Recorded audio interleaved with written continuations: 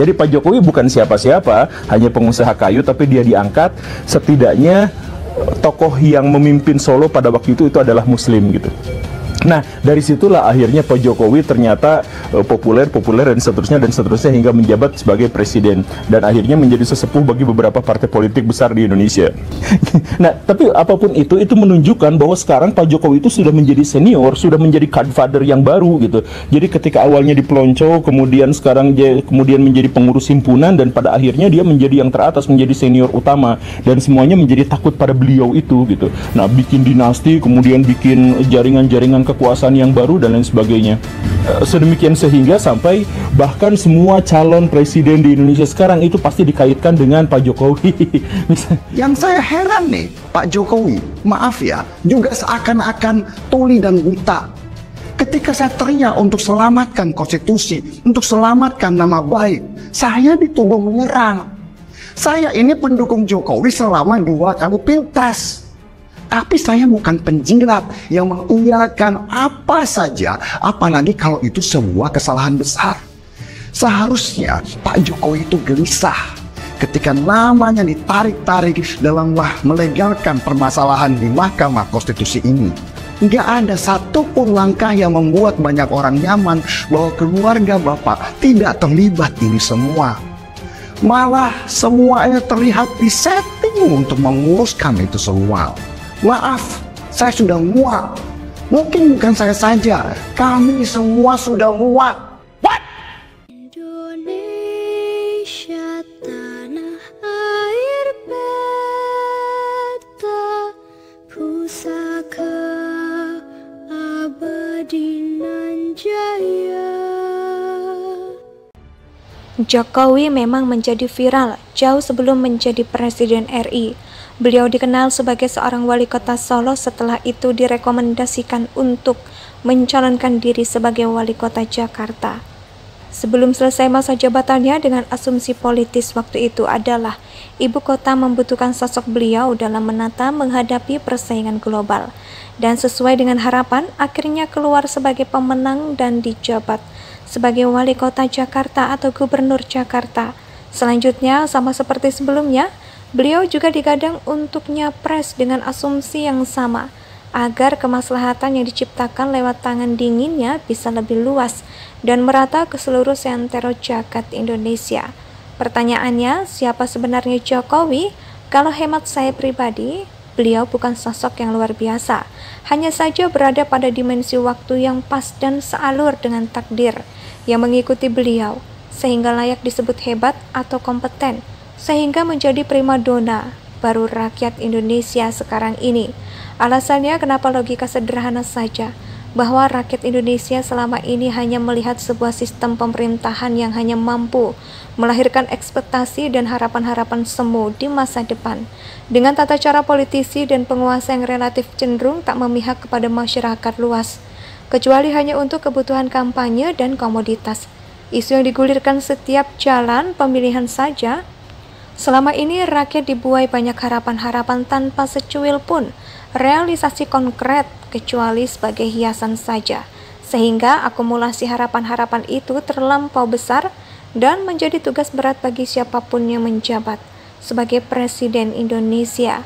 Maka dengan hadirnya sosok Jokowi, beliau mampu merealisasikan sedikit mimpi itu, menyuguhkan asa masyarakat dengan bukti konkret yang nyata, bisa dilihat dan dirasakan, sehingga menstimulasi sebagian besar masyarakat untuk sedikit lebih aware dari sebelum-sebelumnya. Dan efeknya adalah setiap orang jadi tertarik untuk terus membicarakan sosok beliau dari setiap sudut, bahwa gunung-gunung harapan yang terbangun selama ini sudah cuil sedikit menjadi sebuah realita yang awalnya hanya sebatas mimpi, sekarang menjadi realita yang bisa disaksikan oleh mata, sehingga akhirnya lahir banyak gerakan berupa dukungan dengan ekspektasi akumulasi harapan selama ini tentang bangsa Indonesia yang maju akan segera hilang menjadi kenyataan di tangan Jokowi. Apakah Jokowi sakti? Jokowi ya tetap Jokowi, manusia biasa, bukan superhero. Kayak di film-film Hollywood, Jokowi cuma manusia biasa yang juga punya kemampuan yang sama dibandingkan dengan pemimpin-pemimpin Indonesia sebelumnya. Cuma beberapa hal memang merupakan keahliannya. Salah satu yang dimiliki Jokowi adalah keistimewaannya yang mampu membuat diferensiasi yang jelas dan lebih rasional dibandingkan dengan para pemimpin sebelumnya. Tapi juga harus jadi catatan bahwa hasil beliau adalah manifestasi upaya dari presiden-presiden sebelumnya yang sudah berupaya maksimal. Presiden sebelumnya belum bisa sampai pada titik ini karena mungkin masih dalam tahap pembangunan sebuah proses menyiapkan mekanismenya tentang visi besar Indonesia ke depan. Dengan kata lain, Jokowi seorang implementer yang kompeten sehingga mampu melaksanakan tugas relatif baik untuk mencapai tingkat kepuasan rakyat Indonesia kebanyakan. Lalu bagaimana Jokowi selanjutnya? Saya pikir seorang Jokowi harus mampu menjaga stabilitas kepuasan rakyat Indonesia dengan segala mimpi besarnya tanpa sedikit pun merubah pola kerja dan terobosan-terobosan yang sudah pernah dilakukan. Jokowi memang menjadi viral jauh sebelum menjadi Presiden RI. Beliau dikenal sebagai seorang wali kota Solo, setelah itu direkomendasikan untuk mencalonkan diri sebagai wali kota Jakarta. Sebelum selesai masa jabatannya, dengan asumsi politis waktu itu adalah ibu kota membutuhkan sosok beliau dalam menata menghadapi persaingan global. Dan sesuai dengan harapan, akhirnya keluar sebagai pemenang dan dijabat sebagai wali kota Jakarta atau gubernur Jakarta.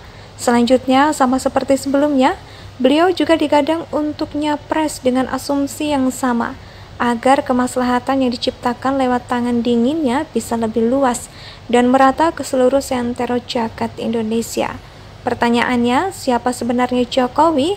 Kalau hemat saya pribadi, beliau bukan sosok yang luar biasa, hanya saja berada pada dimensi waktu yang pas dan sealur dengan takdir yang mengikuti beliau, sehingga layak disebut hebat atau kompeten, sehingga menjadi primadona baru rakyat Indonesia sekarang ini.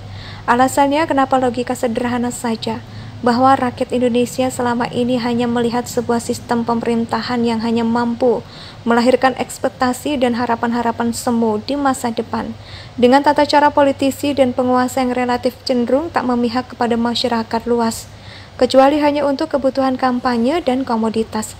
Isu yang digulirkan setiap jalan pemilihan saja.